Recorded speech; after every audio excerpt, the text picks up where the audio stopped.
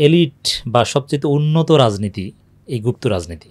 এর চাইতে শ্রেষ্ঠ কোনো রাজনীতি নেই, এর চাইতে কঠিন কোনো রাজনীতি নেই। আপনি একটা ক্রিটিক্যাল মোমেন্টে আপনি বিশ্ববিদ্যালয়ে পলিটিক্স করেছেন। আপনার বিশ্ববিদ্যালয়ের সেশন সম্ভবত 10-11 এবং সেই সময়টা খুবই জটিল ছিল। সেই সময় আপনি বিশ্ববিদ্যালয়ে শিবিরের রাজনীতি করেছেন এবং সূর্য সেন হলের মতো একটা গুরুত্বপূর্ণ হলকে আপনি লিড দিয়েছেন, যেমনটি আপনি বলছিলেন। তো সেই সময়ে আসলে বিশ্ববিদ্যালয়ের পলিটিক্সের হালচালটা আসলে কেমন ছিল? আপনারা কি মানে মোটামুটি কি নিজেদের পরিচয় প্রকাশ করে, এখন যেমনটা আসলে বলা হয় গুপ্ত শিবির বা এই ধরনের অনেক কথা বলা হয়, আপনারা কি আসলে স্মুথলি পলিটিক্সটা করতে পেরেছিলেন? আচ্ছা, আমি প্রথমে যেহেতু আপনি গুপ্ত শিবির টার্মটা ইউজ করেছেন, এটা সম্পর্কে একটু কথা বলতে চাই। স্যার, গুপ্ত শিবির এটা যে নামেই ব্যবহার করুক, আমার মনে হয় যে সবচাইতে এলিট বা সবচাইতে উন্নত রাজনীতি এই গুপ্ত রাজনীতি। এর চাইতে শ্রেষ্ঠ কোনো রাজনীতি নেই, এর চাইতে কঠিন কোনো রাজনীতি নেই। আপনি যদি দেখেন যে পৃথিবীর সবচাইতে ডেভেলপড কান্ট্রিজ অথবা সুপার পাওয়ার, গ্রেট পাওয়ার্স, বিভিন্ন হেজিমনি, এরা দেখবেন যে এদের গুপ্ত এজেন্ট আছে বিভিন্ন জায়গায়। তো গুপ্ত রাজনীতি এমনকি প্রতিপক্ষের মধ্যে আপনার এজেন্ট ঢুকিয়ে দেয়া, এটা আল্লাহ রাসূল সাল্লাল্লাহু আলাইহি ওয়াসাল্লামের যুদ্ধনীতির মধ্যেও ছিল। এবং যুগে যুগে পৃথিবীতে যত গ্রেট পাওয়ার্স এসেছে এবং এমনকি বড় বড় ডাইনেস্টি, ওটা টিকিয়ে রাখার জন্যে তাদের দলের লোকজন প্রতিপক্ষের মধ্যে ঢুকে যেত। টিকে থাকার একটা গ্রহণযোগ্য কৌশল, এটা অনেক আগে থেকে, হাজার বছরের ইতিহাস। আচ্ছা আচ্ছা। এখন আমরা ঢাকা বিশ্ববিদ্যালয়ে পড়েছি, ঢাকা বিশ্ববিদ্যালয় ইসলামী ছাত্র শিবির রাজনীতি করেছি। সেক্ষেত্রে আমাদের ঢাকা বিশ্ববিদ্যালয়ে অঘোষিত নিষিদ্ধ ছিল, অথবা বলা হয়ে থাকে সেই কথিত পরিবেশ পরিষদের মাধ্যমে এক প্রকার আইনি নিষেধাজ্ঞার কথাও তারা বলে থাকে। এবং আমাদের সময় থেকে শুরু করে বা তার আগে থেকে, বিশেষ করে আমাদের সময় আমি যেটা সরাসরি দেখেছি, শিবির ছিল হত্যাযোগ্য। শিবির ধরতে পারলে আপনার হাত পা ভেঙে দেওয়া থেকে শুরু করে যত প্রকার নির্যাতন করা যায়, আমাদের চোখের সামনে অসংখ্য নির্যাতন আমরা দেখেছি, অনেককে আমরা সেভ করেছি। আমরা সবসময় ঝুঁকির মধ্যে থাকতাম, মানে আমরা সবসময় হত্যাযোগ্য ছিলাম। তো সেক্ষেত্রে গুপ্ত রাজনীতি বলতে যা বুঝান বা অনেকে যেটা মিন করে থাকে, এটা অনেকে সমালোচনা করতে গিয়ে বলেন, কিন্তু এটা একটা থ্রিলিং। আপনি যদি এটাকে একটা রোমাঞ্চকর একটা যাত্রা ছিল আমাদের ঢাকা বিশ্ববিদ্যালয়ের রাজনৈতিক ক্যারিয়ার। আপনি যদি ঢাকা বিশ্ববিদ্যালয়ের শিবিরের এই কথিত গুপ্ত রাজনীতি নিয়ে হলিউড বলিউডের সিনেমা বানানো যায়, আচ্ছা, এবং এটা যদি বামপন্থীদের, যেমন কার্ল মার্কসের লোকজন কিংবা লেনিন, মাও সেতুং, এই টাইপের লোকজন এই ধরনের ঢাকা বিশ্ববিদ্যালয়ের শিবির যে রাজনীতি করেছে, আমরা যা করেছি, এটা যদি করতো তাহলে এটা নিয়ে সিনেমা বানাতো, এটা নিয়ে বিভিন্ন উপন্যাস লিখতো, সেই উপন্যাসের উপর ভিত্তি করে সিনেমা তৈরি হতো। এটা একটা রোমাঞ্চকর যাত্রা, এক দুঃসাহসিক যাত্রা, এবং শত্রুর মধ্যে থেকে তাদের ইনফরমেশন নিয়ে আপনার কর্মীকে বাঁচানো, যাকে হত্যাযোগ্য করেছে তাকে বাঁচানোর চেষ্টা, এটা যে কতটা দুঃসাহসিক এবং কঠিন কাজ, এবং এটা যে কতটা মহান কাজ। আমি বিশ্বাস করি আমাদের যে গুপ্ত রাজনীতি, আপনি যদি গুপ্ত বলতে স্বাচ্ছন্দ্য বোধ করেন, এর কারণে ঢাকা বিশ্ববিদ্যালয়ে, আমি স্বাচ্ছন্দ্য বোধ করি ব্যাপারটা, অনেকে বলে, এখন দর্শক গুপ্ত বললে এখন বুঝে বিষয়টা সহজে, আমি বোঝানোর জন্যই বললাম। এই গুপ্ত রাজনীতির কারণে অনেকের জীবন বেঁচেছে।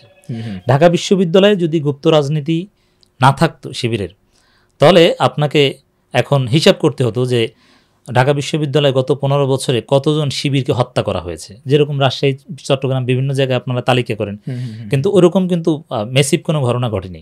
তা আমি মনে করি যে অনেক শিক্ষার্থীর জীবন বেঁচেছে, একদম হত্যাকাণ্ড থেকে বেঁচেছে এই গুপ্ত রাজনীতির কারণে। অতএব এটা একটা মহান রাজনীতি, মানুষের জীবন বাঁচানোর রাজনীতি, এবং শিবিরের টিকে থাকার রাজনীতি, আদর্শের প্রতি যে তাদের কমিটমেন্ট, আমাদের যে কমিটমেন্ট ছিল, এটার পক্ষে এক মহান রাজনীতি। অতএব এটাকে আমি গ্লোরিফাই করি, এবং আমি নিজে সরাসরি সেই ধরনের রাজনীতি করেছি। হ্যাঁ, হলে থেকেছি, এবং শিবিরের, যেমন আমার ক্যারিয়ার যদি দেখেন, আমি নিজে ঢাকা বিশ্ববিদ্যালয় শিবিরের কিংবা জামাত ইসলাম, ইসলামী ছাত্র শিবিরের সবচাইতে দুঃসময় ছিল 2013 সাল। আল্লামা দিলওয়ার হোসেন সাঈদীর সেই মামলা, শাহবাগ, এর চাইতে দুঃসময় কখনো আসেনি। এমনকি জুলাই আন্দোলনের সময়ও এরকম ছিল না। তখন হলে থাকতো, অনেকে ক্যাম্পাসের মধ্যে মিছিল করতো, একটা মোটামুটি একটা পরিবেশ ছিল। কিন্তু 2013 সাল ছিল খুব ভয়ানক। আমরা তখনকার সময় শিবিরের সদস্য হয়েছি আমি।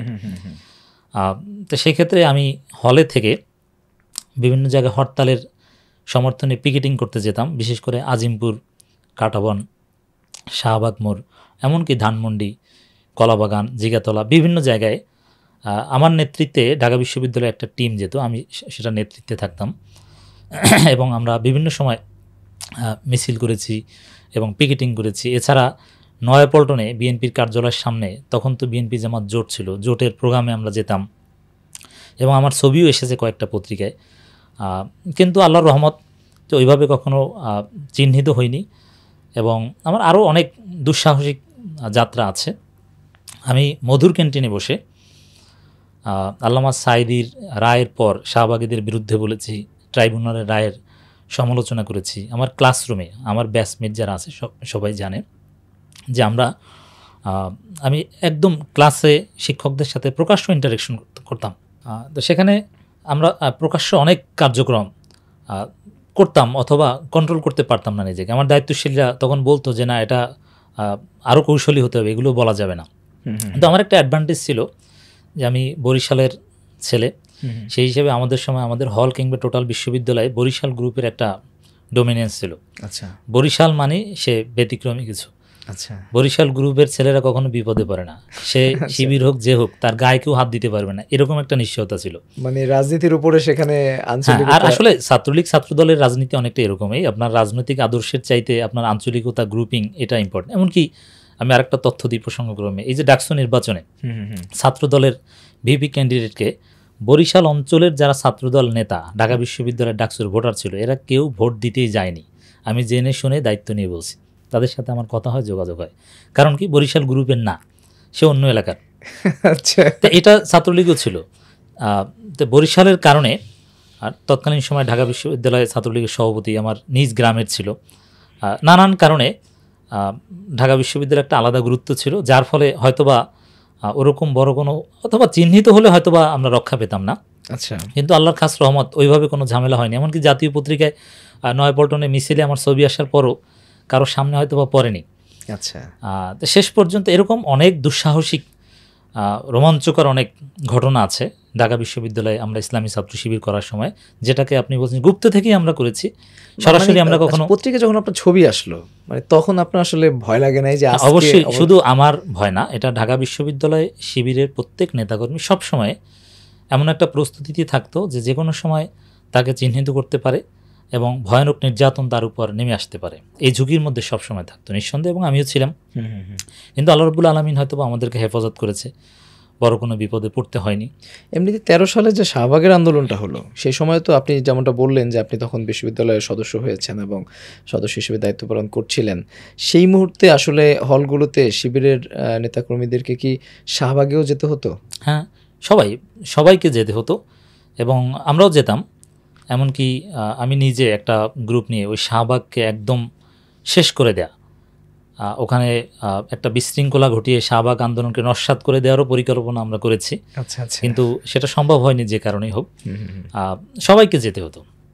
এটা ছাত্রলীগের প্রোগ্রামে যাওয়া এমন কোনো ছাত্রদল কিংবা শিবির আপনি দেখাতে পারবেন না যারা হলে থেকেছে কিংবা কিন্তু ছাত্রলীগের মিছিলে যায়নি। আজকে ঢাকা বিশ্ববিদ্যালয়ের ছাত্রদলের যিনি সভাপতি, আমার সেম সেশনের একই ডিপার্টমেন্টে, আমরা একসাথে মধুর ক্যান্টিনে ছাত্রলীগের স্লোগান দিয়ে ক্লাসরুমের পেছনের বেঞ্চে বসে ক্লাস করতাম।